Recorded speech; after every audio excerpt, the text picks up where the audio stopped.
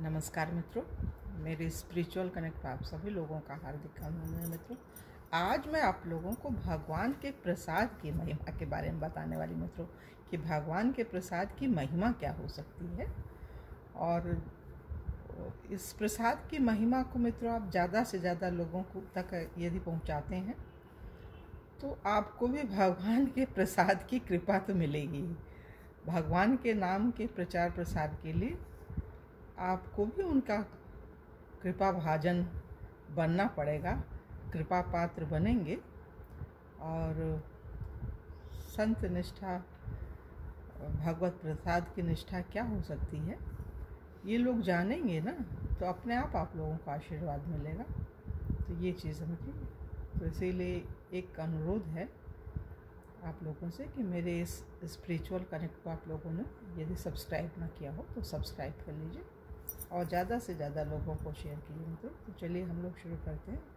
भगवान के प्रसाद की क्या महिमा हो सकती है। अद्भुत है। भगवान के नाम की नामदेव ने जो महिमा, तुलसी के पत्र पे एक सिर्फ रा लिखा था, राम नाम पूरा भी नहीं लिखा था, वो भी नहीं तौल सके। बड़े महाजन, बड़े सेठ, बहुत धन्ना सेठ बनते थे उनके नगर के राजा जो थे, लेकिन नहीं तुल सका उनके। मतलब समस्त ब्रह्मांड समाया हुआ है राम नाम में, सब कुछ है।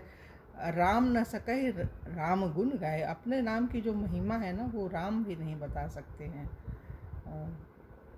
राम से अधिक राम का नाम, मतलब भगवान भी अपने नाम की महिमा नहीं समझ पाते हैं।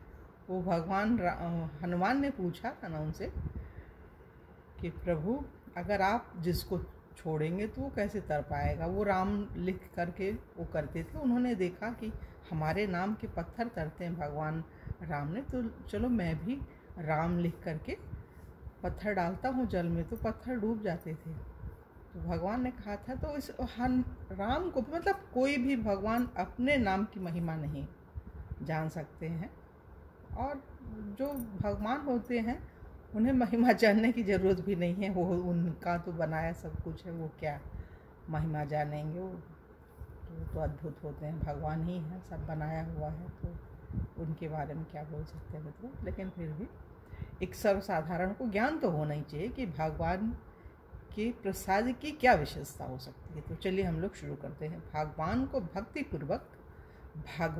भक्तिपूर्वक अर्पित किए हुए पत्र, पुष्प, फल, जल आदि की प्रसाद संज्ञा होती है। भगवद अर्चन करते समय, भगवान की अर्चना करते समय प्रभु को समर्पण किया हुआ प्रत्येक पदार्थ भगवान की साकार बनी हुई प्रत्यक्ष कृपा ही है। जो प्रसाद है वो भगवान का कृपा ही है।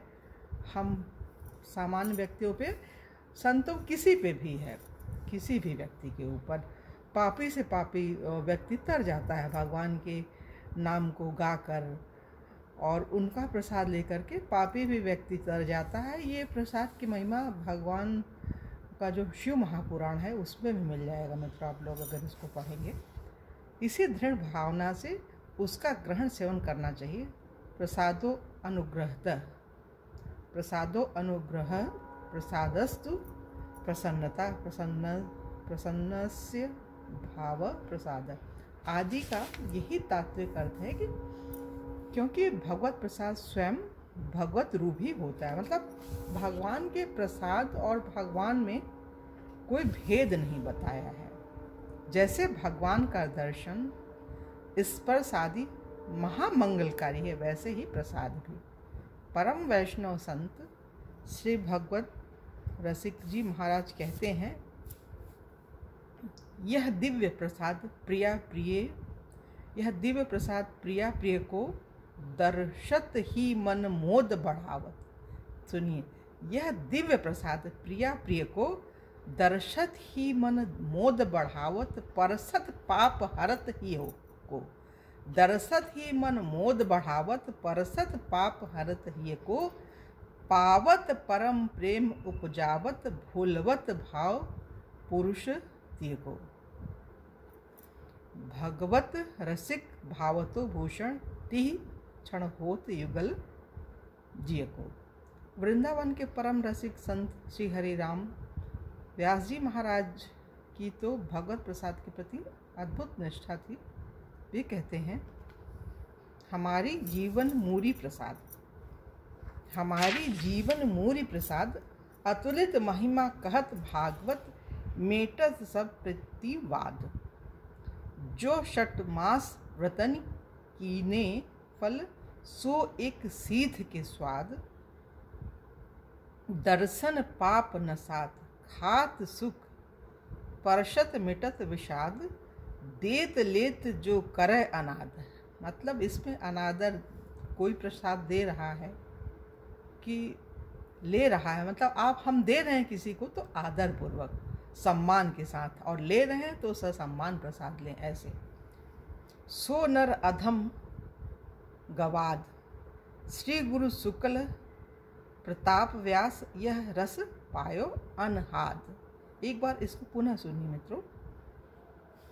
देत लेत जो करे अनादर, मतलब इस प्रसाद का कोई लेते देते समय अनादर कर रहा है। सो नर अधम गवाद, वो मतलब एक अधम मन है। श्री गुरु शुक्ल प्रताप व्यास, यह रस पायो अनहाद। भगवत प्रसाद की श्रेष्ठता और उसके प्रति अनन्य भाव प्रदर्शित करते हुए वे आगे कहते हैं कि वृंदावन क्षेत्र से इतर के किसी ब्राह्मण द्वारा लाई गई मिठाई भी उन्हें ग्राह्य नहीं है, जबकि वृंदावन के स्वपच, मतलब एक छोटी जाति का, स्वपच माने छोटी निम्न जाति का व्यक्ति लाया गया भगवत प्रसाद और संतों की शीत प्रसाद की जूठन भी उनके लिए वर्ण है, माने लेने योग्य है। मतलब एक भगवान का प्रसाद कोई वृंदावन में नीच जाति का भी दे दे तो वो भी ग्राह्य है, ग्रहण किया जा सकता है। और कहीं अन्यत्र से कोई अच्छी जाति का व्यक्ति भी अगर प्रसाद लाता है तो वो उतना नहीं महत्व रखता है। श्री मद्भागवत में कहा गया है कि श्री भगवान द्वारा उपयुक्त माला, चंदन, वस्त्र, अलंकार, नैवेद्य आदि का जो भक्त सेवन करते हैं उन पर माया का प्रभाव नहीं पड़ता। देखिए मित्रों, इसको पुनः सुनिए। श्रीमद् भागवत में कहा गया है कि श्री भगवान द्वारा उपभुक्त माला, मतलब उपयोग में लाई गई माला, चंदन, वस्त्र, अलंकार, नैवेद्य आदि का जो भक्त सेवन करते हैं उन पर माया का प्रभाव नहीं पड़ता है। बहुत सही चीज़ है। इसी प्रकार भगवत प्रसाद की महिमा का वर्णन करते हुए पद्म पुराण में कहा गया है कि जो भगवान के सम्मुख निवेदित तुलसी मिश्रित और विशेष रूप से चरणामृत से भीगे हुए नैवेद्य अन्न को नित्य खाता है, वह करोड़ों यज्ञों के पुण्य को प्राप्त करता है। मतलब प्रसाद खाने मात्र से करोड़ों करोड़ों यज्ञ का पुण्य उसको, किसी भी व्यक्ति को तत्काल मिल जाता है। प्रसाद की ये महिमा है भगवान के। इस प्रकार भगवत प्रसाद की अमित महिमा है। भक्तों के लिए तो यह जीवन धन होता है। तभी तो कहा जाता है, जगन्नाथ का भात जगत पसारे हाथ। जगन्नाथपुरी में जो भगवान जी का भात का भोग लगता है, उनको कढ़ी चावल का लोग कहते हैं। अभी हम गए तो नहीं मित्रों, भगवान की कृपा होगी तो जाएंगे। तो वो प्रसाद पूरा विश्व खाता है और कभी कम नहीं पड़ता। जैसे पुष्पक विमान में, पुष्पक विमान की ये विशेषता है कि उसमें कितने भी आदमी बैठ जाएं, एक सीट खाली ही रहती है। तो ऐसे भगवान का प्रसाद है, इसमें तो कितने भी लोग ले रहे हैं, खाते जाएं, ख़त्म ही नहीं होता है उनका प्रसाद। तो ये है भगवान के प्रसाद की अनंत महिमा है मित्रों। वो तो कोई क्या गाएगा प्रसाद की महिमा। साक्षात भगवान का ही वो स्वरूप होता है प्रसाद। और भगवान जिसको देख लें, जिसको मिल जाए, तो उसका तो जीवन ही धन्य हो जाता है। तो सोचते मित्रों, भागवत प्रसाद की महिमा आप लोगों को समझ में आई होगी और आप लोग भी पुण्य के भागी बनेंगे इस मेरे वीडियो को ज़्यादा से ज़्यादा लोगों तक भेज करके। इस चैनल को अगर सब्सक्राइब करेंगे मित्रों तो ऐसी चीज़ें आपको मिलती ही रहेंगी। अपने आप सब्सक्राइब कर दिया है तो जो भी वीडियो हम बनाएंगे आप लोगों तक तुरंत वो पहुंच जाएगी, तो आप लोगों को लाभ होगा। जो भक्त होते हैं वो तो सुनते ही, वो हमारे बोलने से तो कुछ नहीं होएगा, वो तो सुनेंगे ही, और भक्त होंगे तो देंगे भी। संतों के लिए कहा गया है ना, संत वही है जो अंदर बाहर से एक होता है, उसकी कथनी करनी में एक रूपता होती है। वो जो है अपने जैसा ही सबको समझता है, वही संत हो सकता है। और संत तो है ही है, तभी ये जीवन, ये दुनिया, ये सब चल रहा है। भगवान की बनाई हुई बगिया के मतलब एक अद्भुत पुष्प होते हैं संत, जिनकी ज़रूरत आज भगवान को है, उनके लिए भगवान सब कुछ करते हैं। भक्तमाल की कथा हम पढ़ते हैं मित्रों, भगवान सेवक के रूप में आते हैं। क्या क्या बन के आते हैं भगवान, किस किस रूप में अपने भक्तों की रक्षा करते हैं। अद्भुत है महिमा भक्त और भगवान की। ये भक्तमाल की कथा तो अद्भुत है, इसका तो हम क्या बखान करें।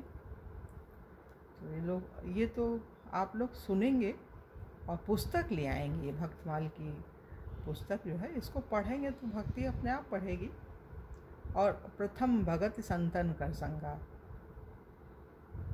सबसे बड़ी जो पहली भक्ति है वो संतों का संग है और सत्संग है। और सत्संग क्या है मित्रों, सत्य का संग ही सत्संग है, सत्संग और कुछ नहीं है। कहते हैं ना, जिसका एकांत संवर जाए। एकांत में आदमी बनता भी है और बिगड़ता भी है। बनता ये है कि उसको भगवान की भक्ति के लिए पूरा समय मिलता है, लगा रहता है, अध्ययन करता रहता है। बिगड़ता है अपना मनमानी करे, जो उसको अच्छा लगता है ना। मदिरालय भी है और मंदिर भी है। अब जाता कहाँ है वो है घर ही में है, सब कुछ है।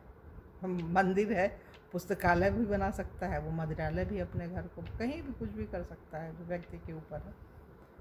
तो ये संत और भगवंत और उनके प्रसाद का तो जितना भी हम लोग गुणगान करें सब कम है मतलब। अब इस पर और ज़्यादा कुछ न बोलते हुए अपने वाणी को विराम दे रहे हैं। और कल अगली वीडियो आप लोगों से किसी और भक्त के बारे में बात करेंगे। तो तब तक के लिए जय हिंद, जय भारत, ओम शांति, ओम शांति।